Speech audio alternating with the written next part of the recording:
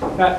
Yeah, so I'm just going to ask you like a 60-second quick fire question and answer session just to get to know you as a person, so that the viewers of this can get to know you as a person, not just as a politician. What's your favourite tipple? Tipple? Right. Bacardi and Coke, a lot of ice. A lot of Coke. But that's only in the pub. If I'm at home, it's been Vimto. Do you have a celebrity crush? Kirsty Young. Very attractive, very clever, but also got a very good sense of humour. What's your favourite sports? Football, would have to be football. Do you follow any football teams? Tottenham. Even though I'm born and bred in Coventry, Tottenham's been mine since the 1960s. What's your favourite hobby? I haven't really got any. Perhaps listening to music. I like all sorts of music, and I like going digging around CD stores and looking for music. You got a favourite song of all time? I haven't really got a favourite song of all time, but if I was pushed, I would say Rod Stewart, I was only joking. And that's the one I'll be played at my funeral, whenever that might be. Right, so moving some more questions based on politics now, and we'll talk about ones that are going to affect the student body in particular.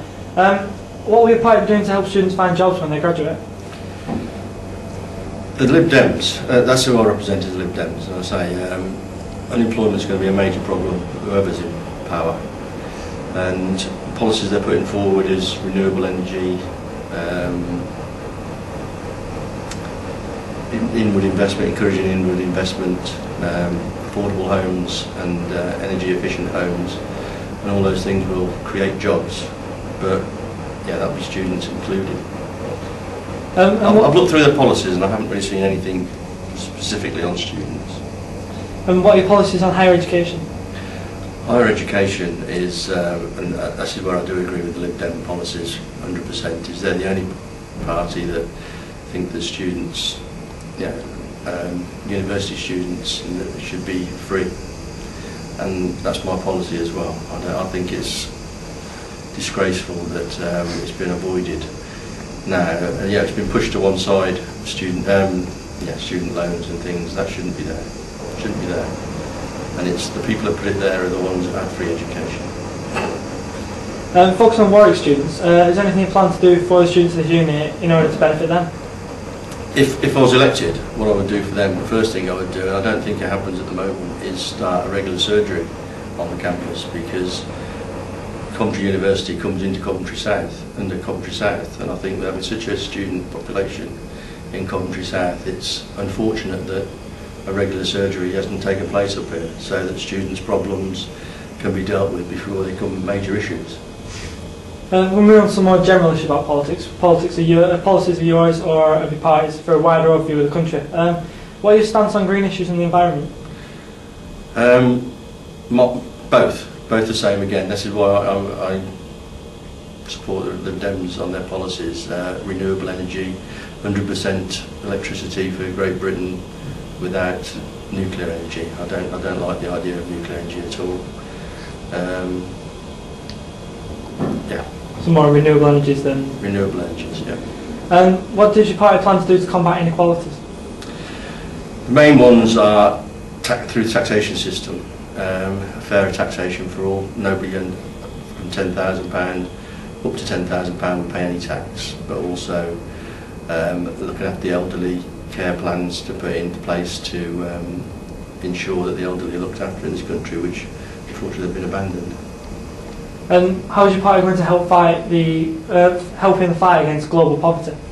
Global poverty, the Lib Dems plan to have 7%, 0.7%, sorry, of gross national income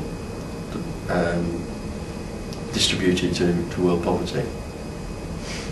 And moving on to a different topic, do you believe there should be a complete transparency in the political world? Most definitely. Most definitely. I think people have been let down they've been let down for years, but in recent months it's come to a head. And do you think that this needs a complete reshuffle, or do you think we just need the politics in Britain to be restore the trust, or do you think everything needs to completely change? I think it needs to completely change, and the trust won't come back until things like the Clegg report and his recommendations are actually implemented in full. unless that's done, I don't think it'll be many, many years. We are actually at a perfect opportunity to change everything, because politics couldn't be any lower than it is at the moment. Do you think this law in politics is causing major problems in society, such as with voting? Most definitely. I think the voting issue has been on the decline for many years, and the reason it's been on the decline is people didn't trust politicians, and unfortunately they've been proved to be right.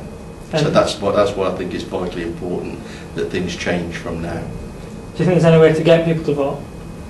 Clean up politics. Clean up politics 100%.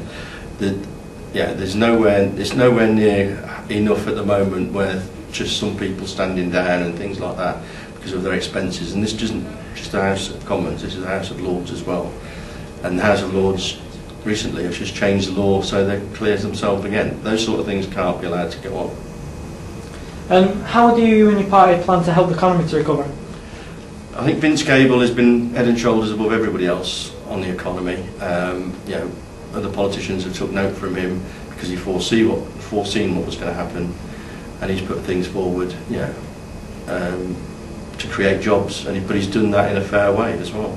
Not my personal belief, like the lower taxation and things like that. So those sort of things we've got to do. The other thing is challenge the banks, tax the banks, cut out the bonuses, all those things, which I think the vast majority of people would agree with. And that money then can be fed back into the economy to create jobs and save the economy from what's happened to it. Going back to something you said earlier that interested me, about more like surgeries on campus. Do you think that the students of Warwick need to see more of the candidates from the area and more of the MPs? Because I know there's no representation at the moment. Definitely. Definitely. I've been a local councillor for 11 years. I'm not a councillor at the moment. I was a local councillor for 11 years, and I started off surgeries, and that's the best way of doing it. Regular surgeries, so people can come and tell you. And people used to just come along for a chat, but they were getting stuff off their chest, things that were concerning them, because it doesn't matter what politician you are, you can't actually solve every problem going, but you can explain why some of the problems are there, and that's good enough for some people. Brilliant. Yeah.